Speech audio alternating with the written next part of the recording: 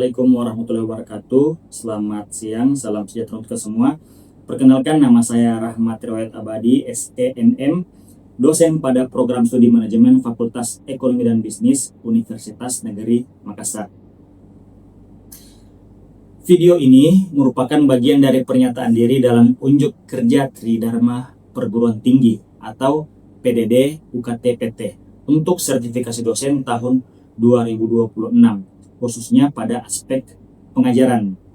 Nah, pada kesempatan ini saya akan menjelaskan secara singkat mengenai rencana pembelajaran semester atau RPS pada mata kuliah strategi pemasaran yang saya ampuh pada semester ini. Adapun capaian pembelajaran lulusan adalah sebagai berikut. RPS ini disusun dengan mengacu pada capaian pembelajaran lulusan atau CPL program studi manajemen. Melalui mata kuliah ini, mahasiswa diharapkan memiliki karakter yang baik, mampu menerapkan teori manajemen secara tepat, kemudian mampu mengembangkan kemampuan profesional, serta mampu memecahkan berbagai permasalahan bisnis secara ilmiah dan bertanggung jawab. Setelah CPL, kita lanjut pada capaian pembelajaran mata kuliah. Nah, pada capaian pembelajaran mata kuliah atau CPMK, mata kuliah ini dirancang agar mahasiswa tidak hanya memahami konsep dan teori strategi pemasaran, tetapi juga mampu mengadopsi strategi pemasaran berdasarkan prinsip ilmiah, hasil riset, etika, serta regulasi yang berlaku. Selain itu, mahasiswa juga diharapkan mampu menganalisis strategi pemasaran serta mengambil keputusan secara profesional, serta disesuaikan dengan dinamika lingkungan bisnis. Lanjut lagi, pada bagian sub CPMK, untuk mencapai CPMK tersebut, pembelajaran diuraikan ke dalam beberapa sub CPMK yang disusun secara bertahap. Nah, mahasiswa memulai dengan memahami konsep dasar strategi pemasaran, kemudian mempelajari etika pemasaran, analisis lingkungan internal dan eksternal, pengembangan keunggulan kompetitif, kemudian analisis kebutuhan pelanggan, segmentasi, targeting, positioning atau STP, kemudian branding, strategi produk, strategi harga, distribusi, hingga pengelolaan hubungan jangka panjang dengan pelanggan. Nah, adapun bahan materi pembelajaran pada mata kuliah ini adalah sebagai berikut. Nah, sehingga sejalan dengan sub CPMK tersebut, bahan pembelajaran disusun secara sistematis, mulai dari konsep, dasar strategi pemasaran, perencanaan pemasaran strategis, etika pemasaran, dan analisis lingkungan. Kemudian pengembangan keunggulan kompetitif, analisis pelanggan, segmentasi, targeting dan positioning, branding, strategi produk, strategi penetapan harga, distribusi, dan supply chain management. Sehingga strategi ini membangun loyalitas pelanggan dalam jangka panjang. Nah, dalam proses pembelajaran, saya akan menerapkan pendekatan Project Based Learning atau PJBL, di mana mahasiswa itu nanti diharapkan membuat proyek yang berkaitan dengan permasalahan nyata sehingga mereka dapat mengintegrasikan teori dengan praktek yang ada. Nah, kemudian melalui kegiatan tersebut, analisis kasus, kemudian penyusunan proyek, serta presentasi dan diskusi, dan di akhir akan ada refleksi. Mahasiswa akan didorong untuk mengembangkan kemampuan berpikir mereka secara kritis, kolaborasi, komunikasi, dan kreativitas, sehingga kemampuan mahasiswa mampu memecahkan masalah yang dibutuhkan dalam praktek kerja atau dunia kerja. Jadi melalui RPS ini saya berkomitmen untuk melaksanakan pembelajaran yang terarah, terukur, kemudian berorientasi pada pencapaian-capaian pembelajaran sehingga mahasiswa tidak hanya memahami konsep strategi pemasaran, tetapi juga mampu menerapkannya dalam berbagai konteks organisasi ataupun lingkungan bisnis yang sifatnya dinamis. Demikian penjelasan singkat mengenai rencana pembelajaran semester pada mata kuliah strategi pemasaran. Terima kasih atas perhatian Bapak Ibu Asesor. Wassalamualaikum warahmatullahi wabarakatuh. Selanjutnya kita lanjut pada pembelajaran di kelas. Assalamualaikum warahmatullahi wabarakatuh.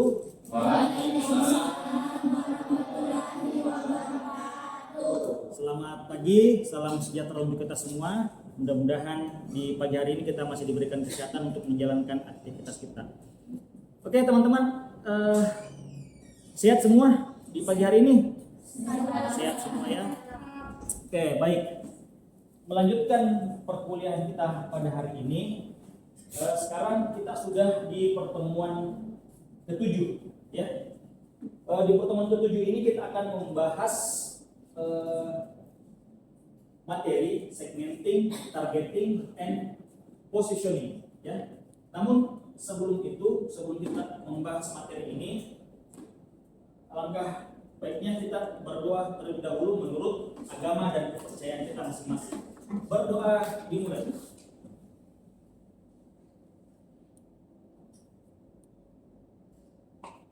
Doa selesai. Selanjutnya, sebelum kita mulai perkuliahan, saya mau mengabsen terlebih dahulu. Teman-teman sekalian sudah hadir semua di kelas pada hari ini? Hadir semua, Pak. Hadir semua ya. Oke, jangan lupa sebentar teman-teman mengisi juga absensinya di LMS ya. Soalnya minggu pekan lalu ada yang belum mengisi. Jadi saya harapkan teman-teman sekalian di pekan ini jangan lupa untuk mengisi absensinya di LMS ya. Oke, baik. Kita lanjutkan kembali materi kita pada hari ini terkait segmenting, targeting, and positioning. Di pekan ke-7 ini kita akan membahas materi tersebut. Namun sebelum itu saya akan coba mengulas materi kita di pertemuan yang lalu, yakni analisis kebutuhan pelanggan. Ada yang bisa memberikan umpan balik terkait apa yang kita pelajari di pekan kemarin. Oke, silakan. Jadi adapun pembelajaran yang kita lakukan pada pertemuan sebelumnya itu analisis kebutuhan pelanggan, yang mana analisis kebutuhan pelanggan ini adalah proses sistematis untuk mencari tahu apa yang diinginkan, diharapkan, serta masalah apa yang dihadapi oleh pembeli. Oke, terima kasih. Nah, jadi itu tadi umpan balik yang sangat bagus dari temannya, tetapi perlu kita ketahui bahwa ada 5 kebutuhan menurut Kotler ya. Yang pertama itu adalah state needs, kemudian yang kedua adalah real needs atau kebutuhan real yang dirasakan oleh pelanggan, kemudian unstated needs, setelah itu ada juga namanya delight needs, dan terakhir adalah real needs. Jadi itu merupakan komponen-komponen dari kebutuhan pelanggan ya. Oke, lanjutkan pertemuan kita pada hari ini. Sebelum kita masuk pada materi, perlu teman-teman ketahui terlebih dahulu terkait capaian pembelajaran lulusan, kemudian CPMK dan sub CPMK. Jadi untuk mata kuliah ini, CPL yang perlu kita targetkan adalah mahasiswa mampu menerapkan teori manajemen dengan baik. Setelah itu, mahasiswa mampu memecahkan masalah bisnis secara tepat. Itu CPL yang diharapkan pada materi ini. Kemudian untuk CPMK, mahasiswa mampu menganalisis strategi pemasaran. Itu yang berkaitan dengan CPL tadi. Selanjutnya adalah di sub CPMK, mahasiswa mampu menelaah peran segmenting, targeting, dan positioning. Karena materi pada sub materi ini cukup panjang, jadi untuk pertemuan ke-7 kita akan coba buat dalam 2 sesi ya. Berhubung karena pertemuan minggu depan adalah UTS, jadi materi berikutnya di pertemuan ke-9. Nah, saya harap teman-teman jangan lupa ya terkait bobot-bobot perkuliahan kita. Jadi 40% itu di ujian akhir semester. Nah, jangan lupa ujian akhir semester itu teman-teman akan membuat suatu project ya. Karena mata kuliah ini berbasis project based learning, sehingga teman-teman di akhir perkuliahan akan ada project. Kemudian UTS 30% ya.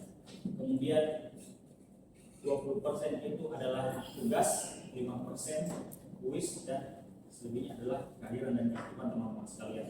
Ya, jangan lupa ya hal tersebut supaya untuk mendukung pertemuan kita pada hari ini. Oke, masuk ke materi kita. Terkait segmen targeting dan positioning. Nah, di slide di atas dinyatakan bahwa era mass market itu sudah berakhir. Maksudnya itu adalah pasar yang secara massal. Kenapa demikian? Sini ada penjelasannya. Jadi merek-merek yang bertahan sekarang itu sudah beralih kepada micro segment, atau dalam bahasa pemasarnya apa? Ada yang masih ingat mungkin? Ada yang masih ingat? Niche, atau itu kan tulisan bahasa Prancis, jadi niche market. Jadi curug-curug pasar, ya, curug pasar. Nah, di sini beralih dari customer centricity. Jadi customer itu sekarang bergeser dari fokus produk ke fokusnya sekarang di pelanggan. Yang tadinya perusahaan itu fokusnya pada produk, sekarang beralih ke pelanggan, ya. Pelanggan itu maksudnya adalah kita sendiri, ya. Kemudian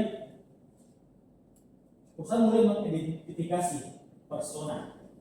Jadi kepribadian pelanggan itu sekarang sudah mulai digali lebih mendalam, aspek psikologisnya, aspek perilaku. Nah, itu sudah menjadi saran dari perusahaan sendiri. Kemudian terkait toko, ya, baik itu mungkin toko offline atau toko online, ya, sekarang sudah disesuaikan secara fisik untuk melayani segmen dominan. Nah, itu ada nanti kaitannya dengan segmentasi. Jadi karakteristik wilayah itu sudah menjadi riset dari suatu perusahaan. Oh, ini wilayah ini kira-kira segmentasinya apa sih? Wilayah B ini segmentasinya apa sih? Nanti semua akan kita coba pelajari. Ada satu contoh kasus yang kita bisa lihat di sini, yaitu di luxury niche, jeruk yang cenderung luxury atau mewah. Salah satunya adalah Nespresso. Ada yang pernah ke sana atau ke sana Nespresso? Ada, ya. Oke, jadi perlu teman-teman pahami bahwa di sini Nespresso menerapkan untuk menghindari perang harga dengan persaing massal. Jadi mereka coba menghindari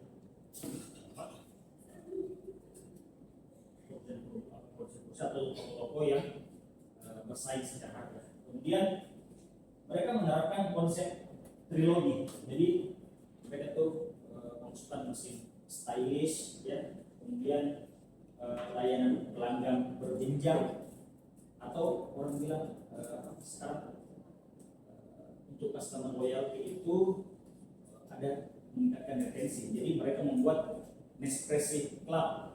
Jadi tergabung ke dalam komunitas, ya, tergabung dalam komunitas. Kemudian pertumbuhan 30% per tahun dengan mendominasi ceruk mewah di pasar kopi. Jadi kecenderungannya, ya, karena Nespresso itu bersifat luxury, itu yang mereka dapatkan. Oke, selanjutnya adalah evolusi menuju fragmentasi pasar. Nah, teman-teman bisa lihat di sini, yang dulunya itu pemasaran bersifat massal, jadi dari pasar, kemudian produk massal, kemudian strategi bersifat umum, kemudian relevansinya itu cenderung rendah. Kemudian sekarang itu karena pasar semakin terfragmentasi, sehingga sudah terbagi-bagi, ya. Misalnya dari segmen A, segmen B, kemudian segmen C, kemudian produk spesifik dari segmen A dan segmen B. Teman-teman ada tahu tidak contoh dari hal tersebut? Misalnya seperti apa? Ada kira-kira yang bisa memberikan gambar atau contoh? Misalkan pasta gigi, ya. Pasta gigi sekarang kan sudah ada khusus dewasa, khusus anak, ya. itu merupakan salah satu contoh dari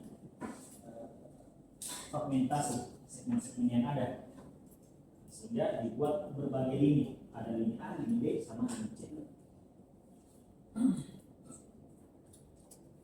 Oke, sekarang kita masuk pada ekosistem dalam STP itu sendiri. Teman-teman sudah paham berarti ya kalau STP itu adalah yang S itu apa? Segmenting. Kemudian T itu apa? Targeting. Kalau P adalah positioning. Oke, jadi itu yang akan kita pelajari pada hari ini. Yang pertama adalah segmentasi atau memfokuskan lensa dari segmentasi itu sendiri. Nah, di sini teman-teman bisa perhatikan ada 3 syarat mutlak dari segmentasi itu sendiri. Yang pertama apa? Itu berbeda secara signifikan. Itu yang pertama, berbeda secara signifikan. Maksudnya adalah konsumen harus merespon bauran pemasaran. Kalau saya tanya kembali, bauran pemasaran itu apa saja sih? Apa saja bauran pemasaran? 4P. P-nya itu apa saja?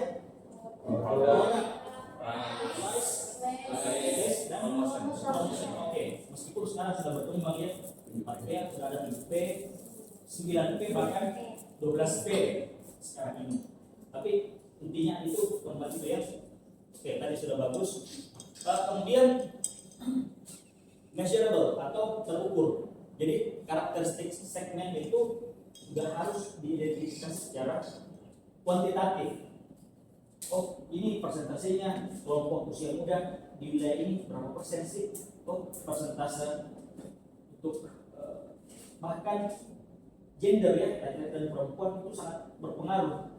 Nah, itu yang menjadi keterukuran atau misalnya dalam hal ini. Kemudian dapat diakses atau accessible. Jadi perusahaan harus memiliki jalur yang logis untuk melayani segmen tersebut secara efektif. Jadi perpanjangan dari perusahaan itu adalah di bagian servis atau layanan. Oke, itu ya. Oke, sekarang masuk pada segmentasi konsumen. Ada yang bisa memberikan tanggapan? Apa sih itu demografi? Ya, silakan.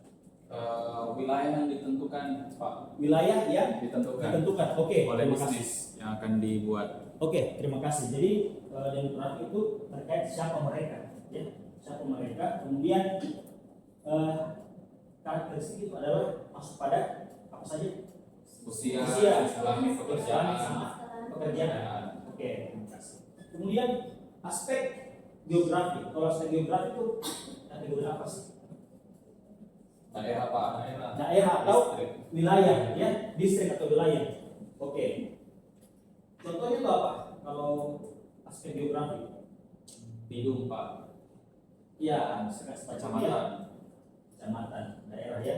Misalkan juga iklim bisa termasuk juga aspek geografis, masuk kategori tropis kah, kemudian iklim dingin kah?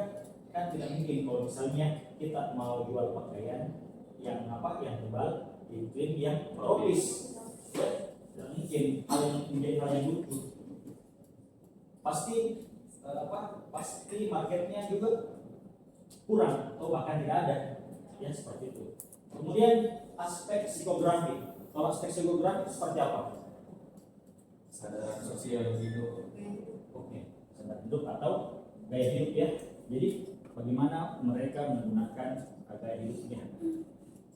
Situ dijelaskan bagaimana cara mereka bertindak, gaya hidupnya seperti apa, modelnya itu seperti yang hybrid kah atau full online kah, misalkan ya, atau untuk melakukan aktivitas belanja seperti itu ya. Kemudian aspek perilaku, bagaimana mereka berinteraksi, bahkan hal itu pun menjadi bagian daripada segmentasi ya. Misalkan loyalitas merek, kemudian frekuensi belanjanya. Jadi teman-teman sekalian, kalau misalnya teman-teman sekalian berbelanja secara online, itu sudah termasuk pada perilaku ya. Oke, sebelum kita lanjut, ada yang ingin ditanyakan terkait pada bagian segmentasi? Kalau budaya masuk di mana, Pak? Budaya. Iya, Pak. Kalau budaya bisa masuk di aspek geografi, Ya, jadi misalkan kalau budaya itu di suatu daerah kecenderungannya itu misalnya non muslim misalnya ya, kemudian kita mau masuk misalnya menjual hijab, pasti kecenderungannya untuk masuk ke daerah tersebut ya, cukup kurang karena mayoritas itu adalah non muslim. Misalnya ya, misalnya. Masih ada lagi? Ya, silakan. Apa perbedaan mendasarnya dari segmentasi psikografi sama segmentasi perilaku? Oke. Aspek mendasar dari ini ya, aspek psikografi dan perilaku. Nah, kalau untuk aspek psikografi itu lebih cenderung pada mengapa mereka melakukan tindakan tersebut. Misalkan kenapa sih konsumen tersebut lebih menyukai berbelanja secara online atau dibandingkan berbelanja secara offline. Itu aspek dari psikografinya ya. Sementara kalau dari perilaku, caranya mereka berinteraksi. Misalkan siapa namanya? Fatwa ya. Fatwa dalam melakukan aktivitas berbelanja di online sudah lebih daripada 6 kali, sudah lebih daripada 7 kali. Maka perusahaan sudah bisa mengambil kesimpulan kecenderungan fatwa untuk melakukan belanja itu cukup tinggi. Nah, sehingga mereka mungkin akan memberikan istilah sekarang itu yang namanya adalah algoritma ya, algoritma yang masuk di media sosial daripada fatwa itu sendiri, itu kecenderungannya adalah hal-hal yang fatwa belanjai atau belanjakan ya, seperti itu ya. Bisa dimengerti saya? Kemudian masuk pada targeting ya, masuk pada targeting. Di targeting ini adalah terkait proses mengevaluasi daya tarik. Jadi tadi sudah di segmen ini kita sudah mengevaluasi bagaimana kira-kira karakteristik responnya kita. Sekarang masuk pada evaluasi daya tarik. Kemudian memutuskan kelompok mana yang layak menjadi fokus investasi sumber daya pemasaran. Kategori spesifik targeting itu konteks, teknologi, retargeting, dan persona. Kemudian, nah ini yang perlu kita pahami bersama teman-teman sekalian terkait tahapan strategis dalam menentukan target pasar. Langkah yang pertama adalah melakukan identifikasi, ya. Langkah yang kedua adalah melakukan segmentasi. Dalam segmentasi ini kita sudah melakukan pemecahan, ya. Sudah melakukan pemecahan. Langkah yang ketiga adalah evaluasi. Nah, ini masuk pada aspek targeting. Kemudian langkah yang keempat adalah keputusan dan strategi. Sebelum lanjut, ada yang mau tanyakan terkait targeting? Oke, silakan. Jadi, perkenalkan nama saya Rahmadani Umar. Di sini pertanyaan saya itu, Pak, apakah perusahaan itu sebaiknya fokus pada satu target pasar saja atau bisa menguasai beberapa target pasar? Jadi, mungkin itu saja. Terima kasih. Baik, terima kasih. Nah, kalau pertanyaan demikian, sebenarnya boleh-boleh saja perusahaan fokus pada satu target saja, ataukah bisa juga berfokus pada keseluruhan target yang ingin jangkau. Tetapi untuk era pemasaran modern sekarang ini, perusahaan juga sudah artinya memetakan kira-kira konsumen mana yang mereka ingin jangkau, sehingga mereka kadang membuat lini-lini produk, ya kira-kira seperti itu. Bagaimana? Baik, Pak. Terima Oke, kasih banyak. terima kasih. Iya. Kemudian ada beberapa studi kasus terkait keputusan terkait kopi kenangan. Nah, di sini mulai daripada generasi, mereka di sini sudah melakukan evaluasi, ya. Oh, ternyata kopi kenangan itu fokusnya kepada Gen Alpha, kemudian fokus pada Gen Z misalnya, ya. Begitu juga di kelas ekonomi. Oh, mereka menyasarnya di kelas menengah. Oke. Nah, itu yang menjadi bagian daripada targeting, sudah ada hasil evaluasi. Kemudian untuk positioning mungkin kita akan bahas di pertemuan berikutnya, ya. karena waktu juga yang sudah habis waktu perkuliahan kita, sehingga kita akan lanjutkan posisi ini di pembahasan pada pertemuan 9 ya. Teman-teman sekalian, minggu depan sudah UTS, harap teman-teman merekap materinya dari pertemuan 1 sampai pertemuan ke-7 ya. Namun sebelum itu, sebelum berakhirnya perkuliahan ini, ada asesmen yang perlu dilakukan oleh teman-teman sekalian ya. Nah, jadi teman-teman sekalian, silahkan membuka link berikut ya. Silahkan membuka link berikut. Nah, teman-teman sekalian akan mengerjakan kuis ini sebagai langkah awal ke teman-teman sekalian untuk menguji sudah seberapa paham teman-teman untuk mengikuti perkuliahan kita dari pertemuan pertama sampai pertemuan ke-7 sebelum mengikuti ujian akhir semester ya. Silakan teman-teman sekalian membuka link tersebut. Nanti setelah berakhir perkuliahan ini akan saya umumkan di LMS ya. Jadi silakan teman-teman cek hasil evaluasinya di LMS untuk melihat sudah seberapa paham teman-teman untuk perkuliahan kita dari pertemuan 1 sampai pertemuan ke-7. Oke, untuk pertemuan berikutnya di pertemuan minggu depan kita akan UTS ya. Silakan teman-teman sekalian belajar. Kemudian di pertemuan ke-9 kita akan melanjutkan masih materi yang tadi, tapi fokusnya pada fokus pada positioning. Oke, sudah paham teman-teman sekalian semua?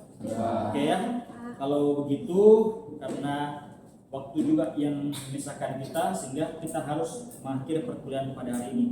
Terima kasih atas partisipasi teman-teman sekalian.